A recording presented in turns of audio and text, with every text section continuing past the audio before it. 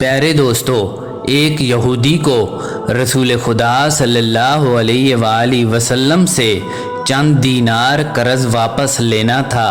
ایک دن آپ راستے میں جا رہے تھے کہ وہ یہودی آپ کے پاس آیا اور اس نے کہا کہ جب تک آپ میرا قرض ادا نہیں کریں گے اس وقت تک میں آپ کو جانے نہیں دوں گا۔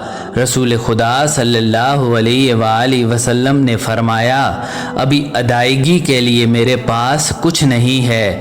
تو اس پر یہودی کہنے لگا کہ جب تک آپ میرا قرض واپس نہیں کریں گے تو میں بھی آپ کو یہاں سے واپس جانے نہیں دوں گا۔ رسول خدا صلی اللہ علیہ وآلہ وسلم نے فرمایا، اگر یہی بات ہے تو میں تمہارے ساتھ یہیں رک جاتا ہوں۔ یہ کہہ کر رسول خدا صلی اللہ علیہ وآلہ وسلم اس یہودی کے ساتھ وہیں بیٹھ گئے۔ جیسے جیسے وقت گزرتا گیا تو صحابہ کرام بھی وہاں جمع ہونے لگے، لہٰذا صحابہ کرام نے جب اس یہودی کی یہ جسارت دیکھی تو انہوں نے اس یہودی کو سزا دینے کا ارادہ کیا۔ رسول خدا صلی اللہ علیہ وآلہ وسلم نے صحابہ کو کوئی بھی کارروائی کرنے سے روک دیا اور فرمایا کہ تم لوگ یہاں سے دور چلے جاؤ۔ آپ کے حکم پر صحابہ کرام وہاں سے دور چلے گئے۔ سورج لمحہ بلمحہ گرم ہو رہا تھا، جس کی وجہ سے رسول خدا صلی اللہ علیہ وآلہ وسلم کو دشواری ہو رہی تھی، یہاں تک کہ آپ کے چہرہ مبارک سے پسینہ بہنے لگا۔ اس کے باوجود بھی آپ نے کسی بھی طرح کے غصے کا اظہار نہیں کیا اور کوئی بھی سخت جملہ اس یہودی کو نہ بولا، اور آپ سارا دن وہیں بیٹھے رہے۔ ظہر، عصر، مغرب اور عشاء کی نمازیں بھی ادھر ہی پڑھیں۔ اس کے بعد جب رات نے اپنے سائے پھیلائے تو آپ نے رات بھی وہیں پر گزاری اور فجر کی نماز بھی ادھر ہی پڑھی۔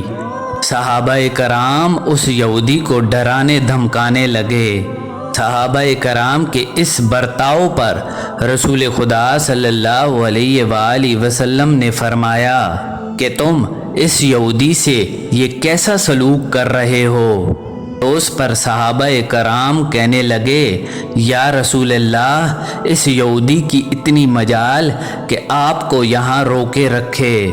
حضور نبی کریم صلی اللہ علیہ وآلہ وسلم نے فرمایا، اللہ تبارک و تعالی نے مجھے اس لیے نہیں بھیجا کہ میں کسی پر ظلم و ستم کروں۔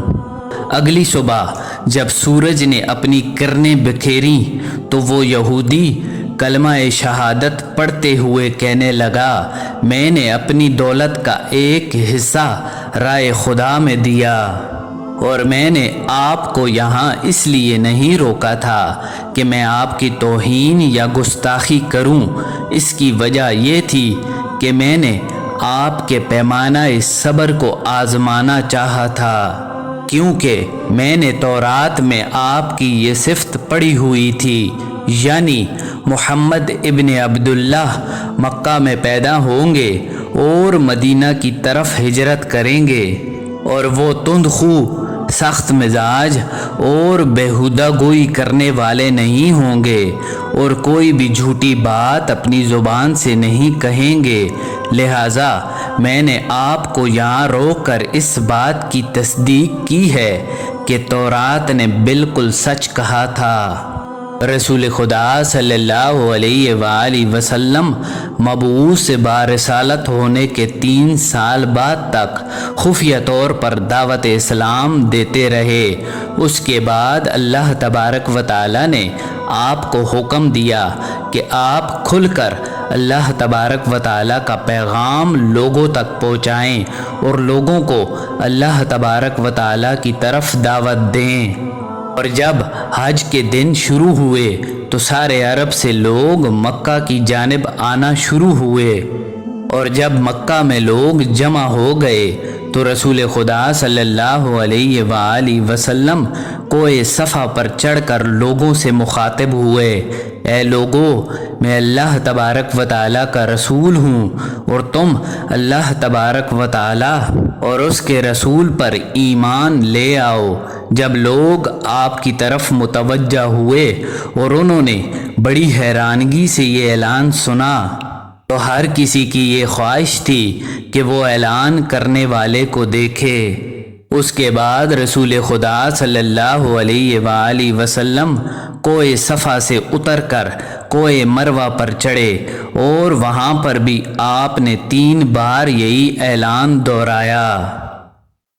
پیارے دوستو، جب ابو جہل نے رسول خدا صلی اللہ علیہ وآلہ وسلم کا یہ اعلان سنا تو ابو جہل نے غصے سے ایک پتھر اٹھا کر آپ کی طرف پھینکا۔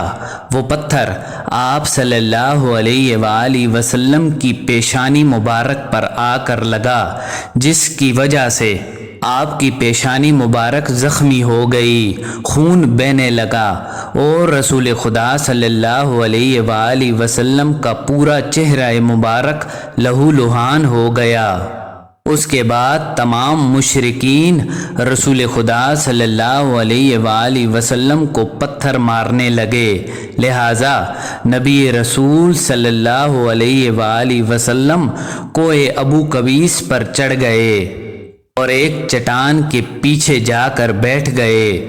مشرکین بھی آپ کا تعاقب کرتے ہوئے پہاڑ پر چڑھے، لیکن آپ ان کو کہیں بھی دکھائی نہ دیے اور وہ ناکام و نامراد لوٹ آئے۔ اسی اثناء میں ایک شخص نے امام علی علیہ السلام کو اس سارے واقعے کی خبر دی اور کہا کہ میرا خیال یہ ہے کہ محمد مارے جا چکے ہیں، معاذ اللہ۔ یہ سن کر امام علی علیہ السلام کو شدید تکلیف پہنچی اور آپ ام المؤمنین حضرت خدیجۃ الکبریٰ سلام اللہ علیہا کے پاس آئے اور ان سے کہا کہ میں نے سنا ہے کہ مشرکین نے رسول خدا صلی اللہ علیہ وآلہ وسلم پر سنگ باری کی ہے اور بعض لوگوں کا یہ کہنا ہے کہ رسول خدا صلی اللہ علیہ وآلہ وسلم شہید ہو چکے ہیں۔ آپ میرے ساتھ ان کو تلاش کرنے کے لیے چلیں، امید ہے ہمیں ان کا کہیں نشان مل جائے۔ آپ وادی میں ان کو تلاش کریں اور میں پہاڑ کے دامن میں آپ کو تلاش کرتا ہوں۔ لہٰذا آپ روتے ہوئے آگے بڑھے اور فرما رہے تھے، یا رسول اللہ، ہمیں کوئی جواب تو دیں کہ آپ کہاں پر ہیں؟ میری جان آپ پر قربان، آپ مجھے بھی اپنے ساتھ لے کر جاتے۔ اور حضرت خدیجۃ الکبریٰ سلام اللہ علیہا بھی آپ کو رو رو کر پکار رہی تھیں اور کہہ رہی تھی کہ کوئی ہے جو مجھے رسول خدا صلی اللہ علیہ وآلہ وسلم کی خبر دے، کیا کسی نے ان کو دیکھا ہے جو مجھے ان کے بارے میں بتائے۔ پیارے دوستو، اس وقت حضرت جبرائیل علیہ السلام رسول خدا صلی اللہ علیہ وآلہ وسلم کے پاس حاضر ہوئے اور ان کے ساتھ فرشتوں کی ایک پوری فوج تھی۔ جبرائیل علیہ السلام نے رسول خدا صلی اللہ علیہ وآلہ وسلم کو سلام کیا اور کہنے لگے، ہمیں اللہ تبارک و تعالیٰ نے آپ کے حکم کی تعمیل کے لیے بھیجا ہے۔ اگر آپ کا حکم ہو تو ہم اس قوم کو تباہ کر دیں اور روح زمین پر ان کا کوئی نام و نشان تک دکھائی نہ دے۔ اس پر رسول خدا صلی اللہ علیہ وآلہ وسلم نے ارشاد فرمایا، میں تمام جہانوں کے لیے رحمت بنا کر بھیجا گیا ہوں اور میں انتقام کا حامی نہیں ہوں، اور اے رب العالمین، ان لوگوں کو معاف کر دے اور ان کو راہ ہدایت عطا فرما، کیونکہ وہ مجھے نہیں پہچانتے۔ اس کے بعد جبرائیل علیہ السلام کہنے لگے کہ حضرت خدیجۃ الکبریٰ سلام اللہ علیہا آپ کو تلاش کر رہی ہیں اور ان کے رونے سے آسمان کے فرشتے بھی رو رہے ہیں۔ آپ ان کو جواب دیں اور اللہ تبارک و تعالیٰ کی طرف سے اور ہماری طرف سے ان کو سلام پہنچائیں اور ان کو جنت کی بشارت دیں۔ لہٰذا رسول خدا صلی اللہ علیہ وآلہ وسلم نے ختیجۃ الکبریٰ اور امام علی علیہ السلام کو آواز دی اور ان کو اپنے پاس بلایا۔ دونوں ہستیاں آپ کی خدمت میں حاضر ہوئیں اور انہوں نے آپ کی پیشانی مبارک پر پٹی باندھی اور گھر لے آئے۔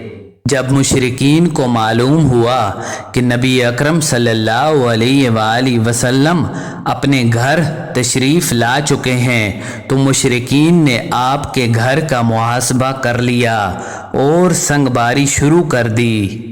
امام علی اور حضرت ختیجۃ الکبریٰ دونوں ہستیاں آپ کا دفاع کر رہی تھیں۔ جب کچھ وقفے کے لیے پتھروں کی بارش رکی تو حضرت ختیجہ گھر سے نکلی اور انہوں نے رعبدار آواز میں کہا، اے فرزندان قریش، کیا تمہیں ذرا بھی حیا و شرم نہیں ہے کہ تم اپنے قبیلے کی معزز اور محترم خاتون کے گھر پر پتھر برسا رہے ہو؟ کیا تمہیں خدا کا خوف نہیں ہے اور اپنے لیے ہمیشہ کی ذلت و بدنامی نہ خریدو؟